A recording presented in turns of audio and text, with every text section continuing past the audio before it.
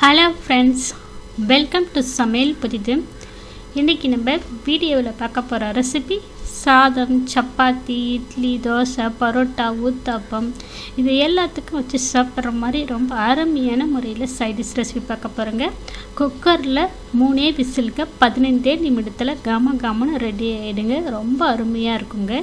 இந்த முறையில் நீங்கள் சைடிஷை ஒரு வாட்டி ட்ரை பண்ணி பாருங்கள். வீட்டில் எல்லோரும் விரும்பி சாப்பிடுவாங்க. இந்த வீடியோவை பார்த்துட்டு இதே முறையில் இதே அளவுகளோட இந்த சைடிஷை நீங்களும் செய்து பாருங்கள். செய்து பார்த்துட்டு எப்படி வந்துச்சுன்னு கருத்துக்களை ஷேர் பண்ணுங்கள். இந்த வீடியோ உங்களுக்கு பிடித்திருந்தால் லைக் பண்ணுங்கள், ஷேர் பண்ணுங்கள், சப்ஸ்கிரைப் பண்ணுங்கள், கமெண்ட் பண்ணுங்கள். இந்த வீடியோவை முழுமையாக ஸ்கிப் பண்ண பாருங்கள். இப்போ வாங்க சைடிஷ் ரெசிபியை பார்க்கலாம். இப்போ இந்த சைடிஷ் செய்கிறதுக்கு ஸ்டவ் மேலே கடாய் வச்சுருக்கேன். இதில் மசாலா பொருட்கள்லாம் வறுத்து எடுத்துக்கலாம். கடாய் நல்லா சூடானதும் 1/2 டீஸ்பூன் சோம்பு, 1/2 டீஸ்பூன் மிளகு, 1/2 டீஸ்பூன் சீரகம், 2 ஏலக்காய், 3 கிராம்பு, ஒரு துண்டு பட்டை, ஒரு கல்பாசி கொஞ்சமாக சேர்த்துருக்கேன், ஒரு பிரிஞ்சி இலை, காரத்துக்கு 6 வரமிளகாய் சேர்த்துருக்கேன். இது மிதமான காரத்தில் இருக்கும். காரம் ஜாஸ்தி வேணுன்னா இன்னும் ஒரு 2 மிளகாய் கூட சேர்த்துக்குங்க. இப்போ அடுப்பு மிதமான தீயிலே வச்சுட்டு நல்லா ஒரு 3 நிமிஷம் போல் வறுத்து எடுத்துக்கலாங்க. இப்போ இந்த எல்லா பொருட்களும் வறுப்பட்டதும் அடுப்பை சிம்மில் வச்சுட்டு 1/4 மூடி அளவுக்கு தேங்காய் துருவல் சேர்க்குறேன். 7-8 முழு முந்திரி சேர்க்குறேன்.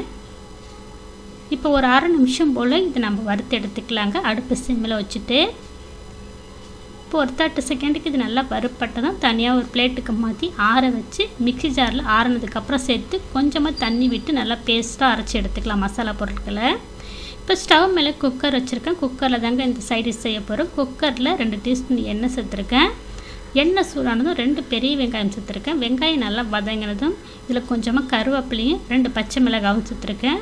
1 டீஸ்பூன் அளவுக்கு இஞ்சி பூண்டு பேஸ்ட் சேர்த்துக்கலாம். அடுப்பு சிம்மில் வச்சுட்டு நல்லா மிக்ஸ் பண்ணிக்கங்க பச்சை வாசனை போகிற அளவுக்கு.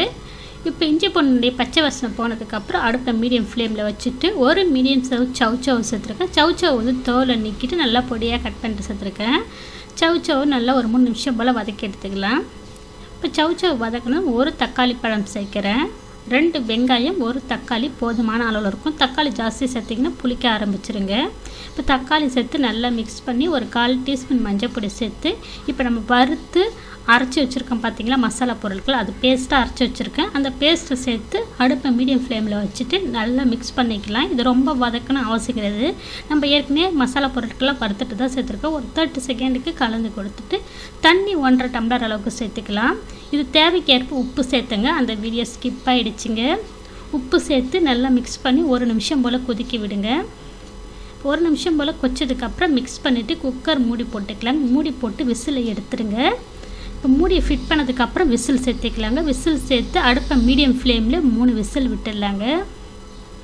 இப்போ 3 விசில் வந்ததுக்கப்புறம் விசில் கட் ஃபுல்லாக அடங்கினதுக்கப்புறம் ஓப்பன் பண்ணுறேங்க. ஓப்பன் பண்ணி கலந்து கொடுக்குறேன். அந்த மூடியை ஓப்பன் பண்ணும்போதே அவ்வளோ ஒரு வாசங்க. இந்த கிரேவி கண்டிப்பாக ட்ரை பண்ணி பாருங்கள். சவு இருந்துச்சுன்னா வாசனைக்கு கொஞ்சமாக மல்லித்தழையும் புதினாவும் பொடியாக கட் பண்ணிட்டு சேர்த்துருக்கேங்க. ரொம்ப அருமையாக இருந்துச்சுங்க. பார்க்கும்போதே சுவைக்க தோன்று. இந்த சவு கிரேவியை நீங்களும் ட்ரை பண்ணி பாருங்கள். எல்லாத்துக்கும் அட்டகாசமாக இருக்குங்க. பரோட்டாவுக்கு சாப்பிடும்போது அவ்வளோ ஒரு ருசிங்க.